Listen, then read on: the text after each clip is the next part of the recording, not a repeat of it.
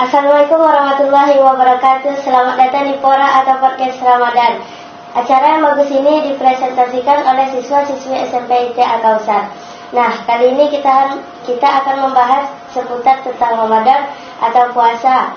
Kita membahas acara ini dengan Ustadz Fadli Mardutom, SPD, MPD.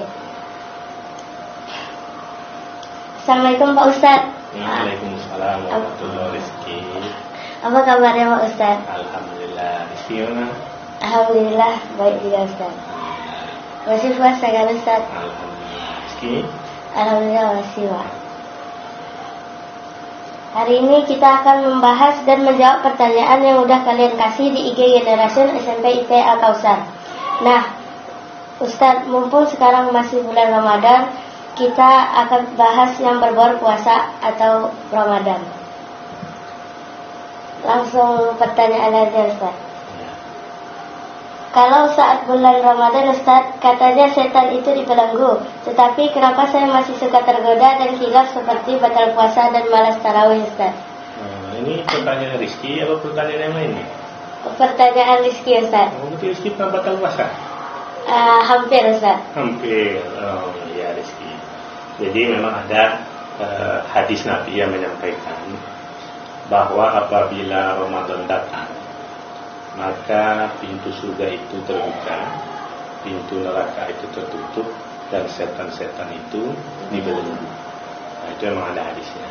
Di sini kita bisa memahami mengenai hadisnya ini harus satu kalimat.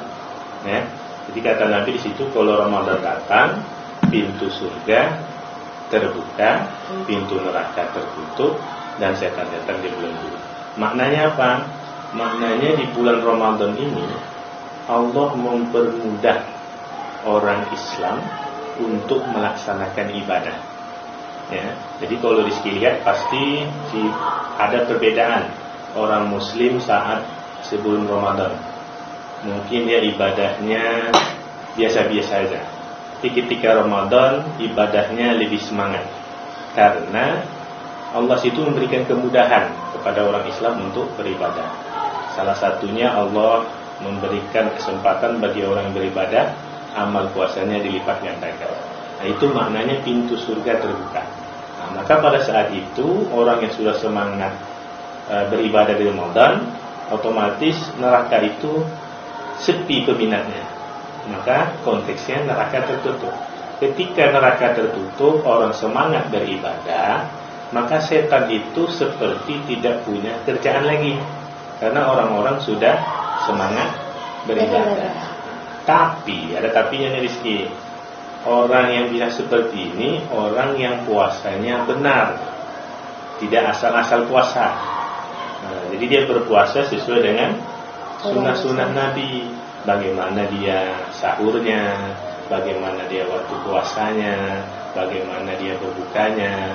Itu juga menjadi dasar dia tergoda nggak dia selama Ramadan itu, digoda nggak dia sama setan. Tapi faktanya masih ada. Contohnya Rizky tadi ya, masih tergoda oleh godaan setan, hampir mokel ya Rizky. Iya Ustaz. Hampir mokel. Itu akibat mungkin puasanya kurang pas. Kemudian mungkin sudah kebiasaannya dia melakukan maksiat di bulan-bulan sebelumnya. Nah, jadi kalau kita mau melihat orang itu baik atau tidak, waktu pribadinya itu baik, bisa dilihat waktu Ramadan. Nah, kalau kebiasaan dia sebelum Ramadan banyak maksiat, di bulan Ramadan pun dia banyak maksiat, itu berarti jati dirinya banyak maksiat. Tapi alhamdulillah Rizky tidak jadi batal ya. Ya Ustaz. Nah, iya. Jelas Rizky ya? Jelas Ustaz.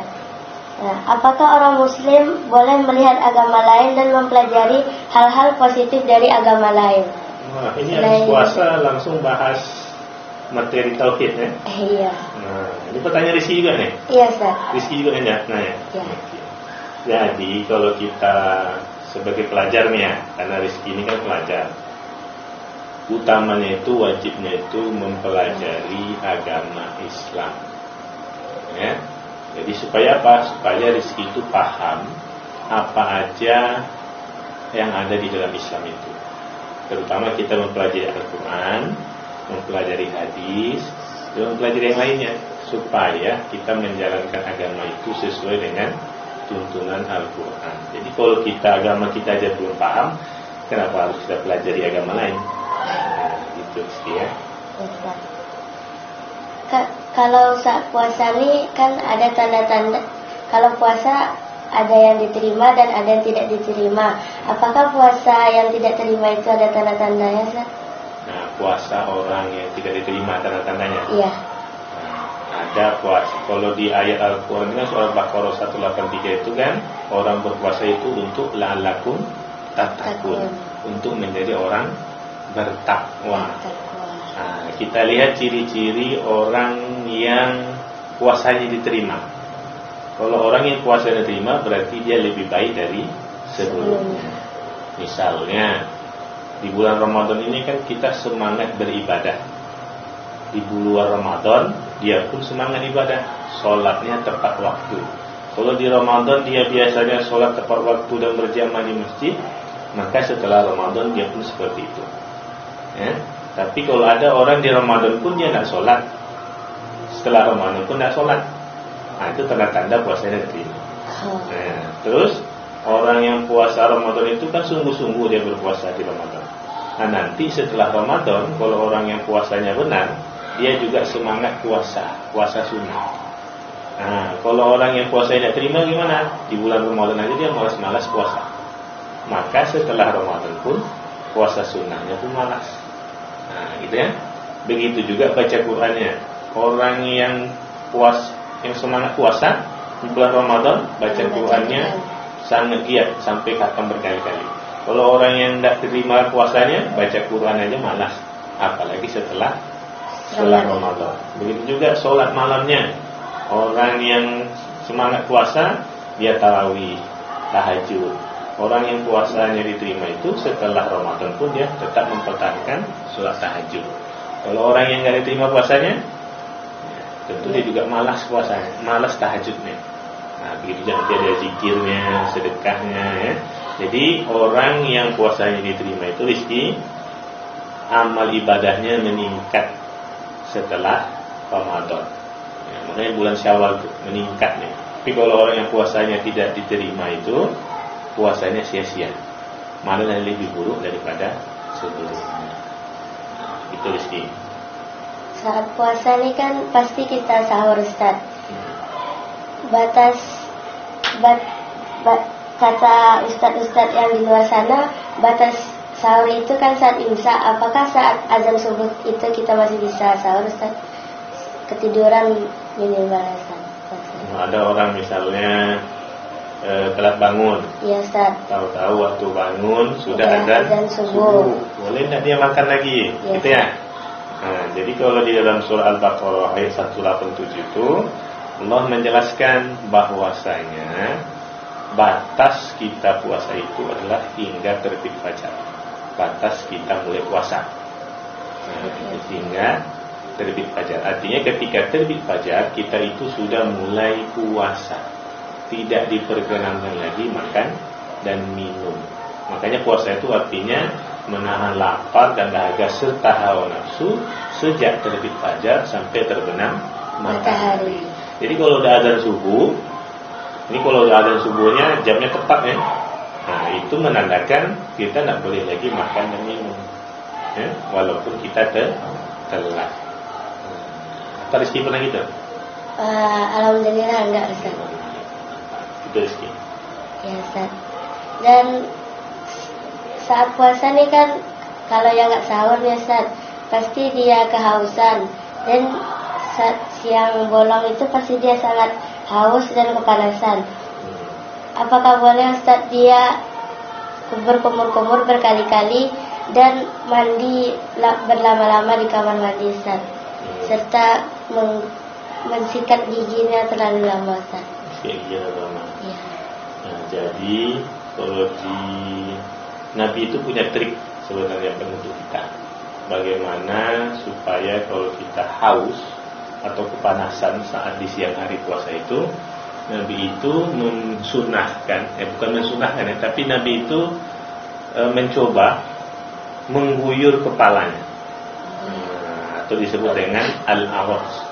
Ya, jadi ketika ada merasa haus dan terik, merasa panas di siang hari, maka Nabi itu mengguyur kepalanya dengan air. Nah, seperti itu. Tadi pertanyaan Rizky, berkumur berkali-kali di bulan Ramadan. Ya. Ini kembali ke niatnya Rizky.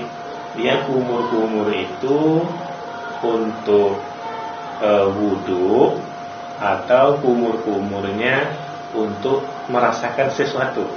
Nah, kalau dia kumur-kumurnya waktu wudhu, pasti kita kumur-kumur ya. Iya, Ustaz. Nah, tentu batal puasanya jikalau dia kumur-kumur, 3 kali kumur-kumur, hanya 2 yang dibuang, berarti satu lagi ditelan, itu batal. Tapi kalau kumur-kumurnya dengan kumur-kumur yang benar, tentu tidak batal, karena itu bagian dari wudhu. Atau dia kumur-kumur supaya menghindarkan bau nafasnya, ya. Misalnya dia kumur-kumur dengan apa tuh, cairan untuk menghilangkan rasa bau, ya. Nggak masalah. Jadi kembali kepada niatnya. Nah, niatnya itu tuh apa? Nah, itu juga tadi pertanyaan Rizky yang mandi berkali-kali. Berkali-kali, ya. Nah, mandi itu kan umumnya 2 kali. 2 kali sehari, ya, Ustaz. Pagi Dan sama sore. sore. Mungkin di bulan Ramadan ini dia kegerahan. Nah, mandi di siang. Nah, masalah. Seperti Nabi tadi mengguyur kepalanya di siang hari untuk ketika beliau merasa haus dan merasa panas. Nah, yang masalah itu kalau dia mandi sampai 10 kali, itu dia ngapain kan gitu. Nah, jadi tidak masalah mandi ya berkali-kali. Jadi kembali kepada niatnya.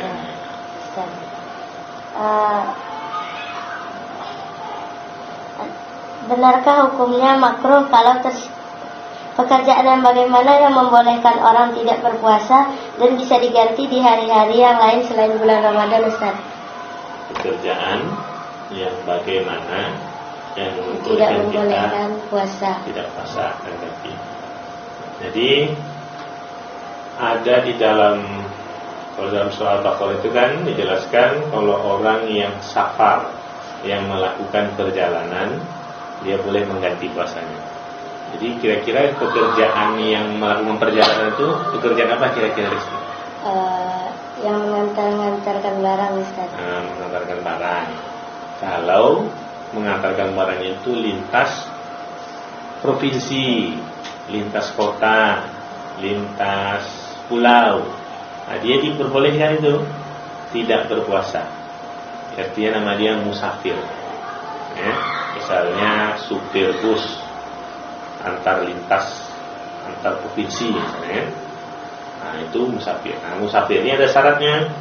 Perjalanan itu paling tidak melebihi 80 km.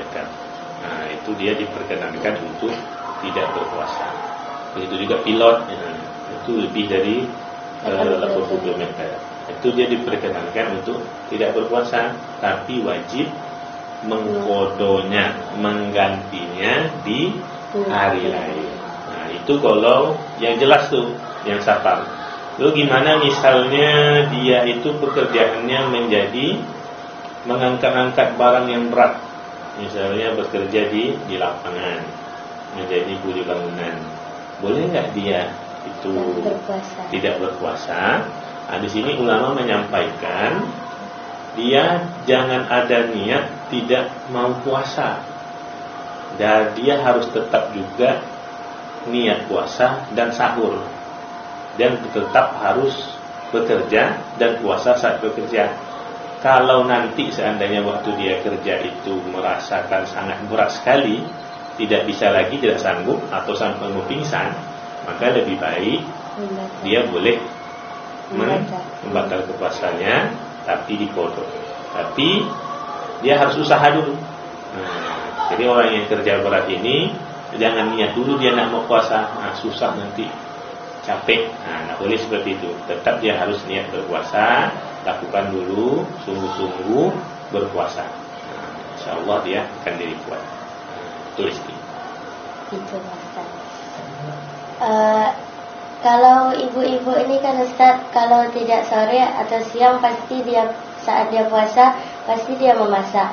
Saat memasak itu apakah boleh dia mencicipi makanannya, Ustaz? Ibu Rizky itu Kurang tahu Ustaz. Atau Rizky pernah mencicipi makanan? Enggak Ustaz. Nah, nggak pernah masak Rizky? Selain bulan puasa pernah Ustaz. Nggak pernah. Bulan puasa nggak pernah bikin untuk Enggak, masak Ustaz. buka.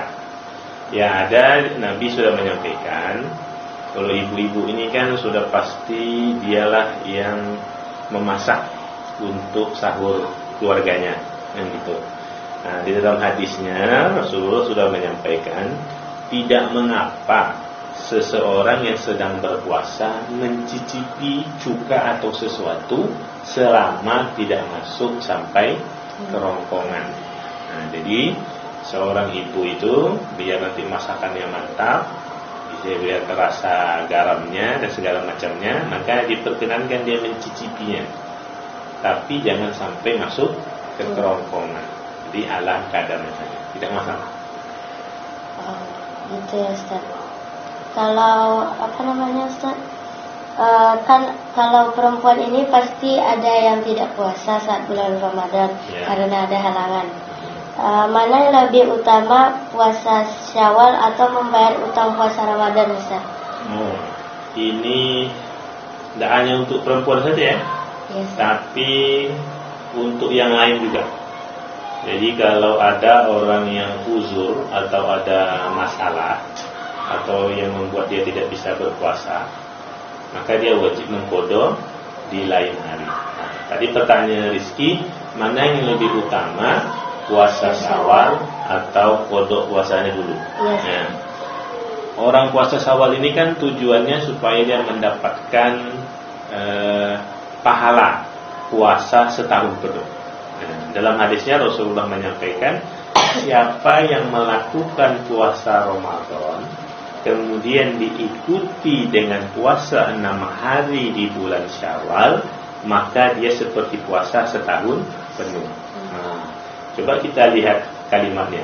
Siapa yang puasa Ramadan kemudian diikuti puasa Syawal. Jadi konteksnya dia apa dulu nih? Harus apa dulu dia dulu? Harus puasa Ramadan dulu. Nah, jadi kalau ada baik itu perempuan ataupun laki-laki yang Ramadannya tidak penuh karena ada uzur tertentu, maka dia lebih utama membayar puasanya. Puasa Syawal itu kan hukumnya sunnah, puasa Ramadan hukumnya wajib.